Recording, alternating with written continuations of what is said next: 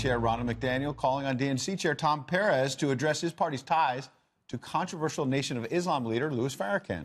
In a brand new op-ed, our next guest says, why do so many people on the left refuse to condemn his racist, anti-Semitic rants like these? Your country has been taken from you by the synagogue of Satan, the satanic Jews that control everything and mostly everybody. White folks are going down, and Farrakhan, by God's grace, has pulled the cover off of that satanic Jew. Well, opinion writer and active duty U.S. Army officer Jeremy Hunt joins us now. Jeremy, what do you think about what's happening here? Well, honestly, it is definitely a dark moment for our nation when we see someone like Louis Farrakhan has a legacy of bigotry. Basically, and we can see how he's so closely associated with some leaders in our nation. Right. And then the worst part of it all is that we see the reluctance of the media to really talk about it. This is something that we should be able to stand up and say that racism has no skin color, hate is hate, and it ought to be condemned from Louis Farrakhan to David Duke.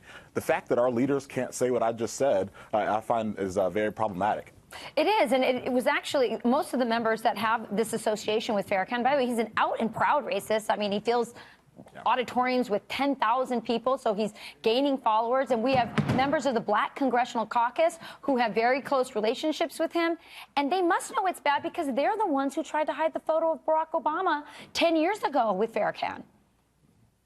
Yeah, we've seen several of them in meetings with them, taking pictures, et cetera. And the bottom line is that I don't think anybody, no matter where you fall on which side of the aisle, it doesn't matter which political ideology you ascribe to, we should be able to strongly condemn hate. And what's really unfortunate is a lot of the statements that we've seen come out, people basically condemning Farrakhan's anti-Semitic remarks. They'll say, you know, we don't condone anything he says about Jews, et cetera, but they won't condemn him.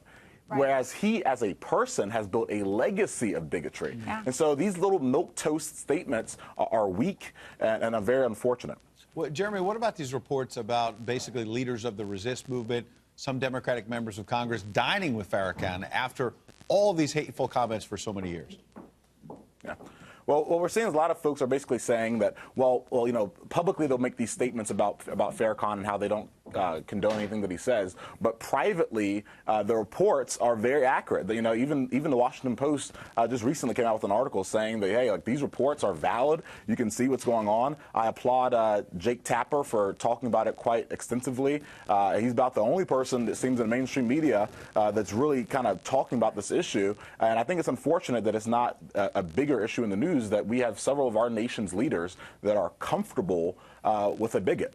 It's a great point, Jeremy. Thanks for bringing that up. By the way, a double standard, can't imagine this on the other side. Thanks for joining us.